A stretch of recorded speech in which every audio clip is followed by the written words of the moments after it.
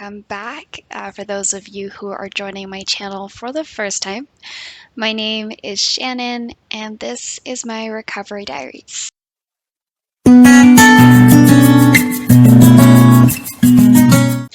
You're probably wondering what happened. Well, 6 months ago, I fell and I hit my head, resulting in a concussion. Now, why did this happen? First of all, I bought a standing desk, like the one I'm using right now, and I have been standing for a little too long teaching my classes. Secondly, I had a little to eat.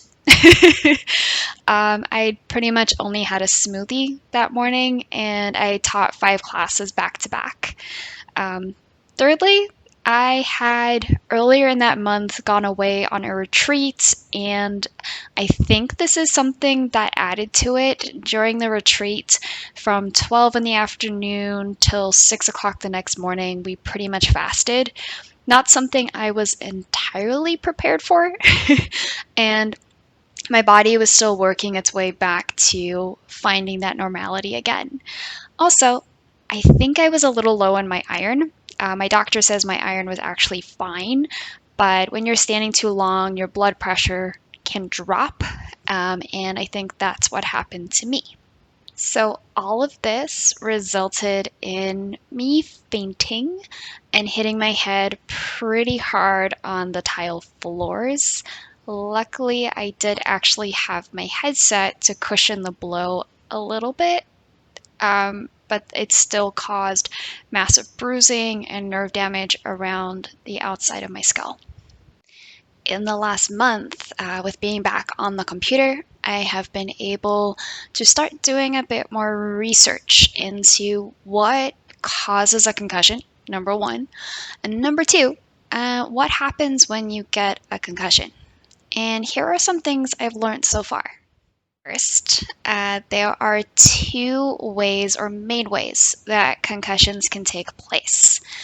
Our first way is by repetitive blows to the head. It doesn't have to be in the same time, but repetitive blows, one after the other, can occur from taking part in a sport or an activity, for example, boxing or soccer, where your head is repeatedly receiving contact from something. And this I found out on many TED Talks, so if you want to watch it, have a look at some TED Talk videos. They are referenced in the description below, and they do highlight what happens when your brain is consistently or repeatedly hit by something. Now, over here, you will see there is a brain. When you receive repeated blows to your head, and this is one after the other in short periods of time, then your brain starts to receive a little knock to the nerves, and the nerves get damaged. Then you receive another block, and as you can see, slowly but surely, those nerves start to lose connection with one another. And eventually that can result in a concussion over a long period of time. A good example of this would be a boxer like Muhammad Ali. The second incident would be a major incident. So, for example, myself fainting, hitting my head on the tiles, a car accident, a very serious sports injury. It doesn't have to be incremental with sports. It can be a one-off blow to the head, whether playing football, again, soccer, boxing. It could be anything. Part of what I've learned about concussions and the brain is that when an outside force comes and whacks you on the head, whether it be this side, or at the back, doesn't matter, it causes your brain to shake around within your skull. Your brain is usually kept safe by your skin, the fluid around the brain, and your skull. But in this case, your brain knocks around and can cause some severe problems like a scalp wound. It could cause skull fractures. It could cause a concussion. In less severe cases, and yes, there are plenty of less severe cases, the brain might just need time to heal. For example, my brain literally just needs time. However, this can take weeks. Usually they say days, but it can take weeks, months, and sometimes years. TBI, otherwise known as traumatic brain injury, can sometimes show very little signs on an MRI or a CT scan. Now, this might sound a little alarming, but there is some good news. There are some symptoms that you should look out for if you're not sure if you have a concussion. So, our first one over here is our headache or pressure in the head. Now, you can feel pressure on the outside of the skull, but it can also feel like your brain itself is contracting, like it's tightening, and then it releases again. And sometimes that tightness can last for quite a long time. It's not necessarily always sore, but it does bring a lot of discomfort. Our next one is nausea or vomiting. This is a peculiar one because why, if you have a head injury, would your gut start reacting? What your body does when you have any form of stress, your body starts to send signals, or your brain sends signals to your gut that it cannot handle what your gut is busy with at that moment. So if your body is digesting, it's got anything going on in there that it's working on getting rid of, it needs to get rid of it faster to help it focus mainly on the injury, the concussion. It's no surprise that with the brain and the gut having such a strong connection, that one of the symptoms of a concussion is actually a leaky gut. I will touch on more of what a leaky gut is in another video, but for now, it is important to understand that having a leaky gut can actually cause your brain recovery to take longer. So make sure you take care of your gut, stay away from all anti-inflammatory foods, and also maybe go to your doctor to get that checked out.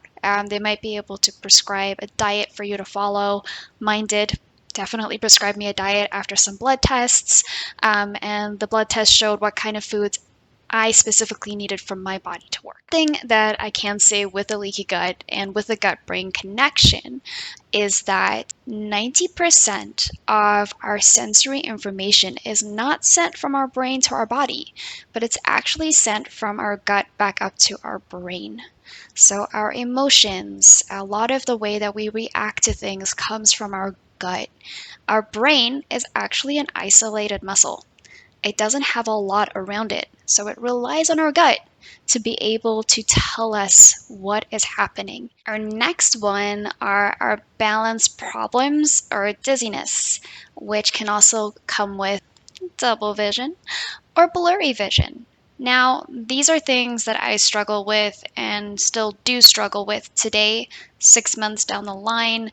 I often feel a little dizzy when I get up or if I'm standing too long.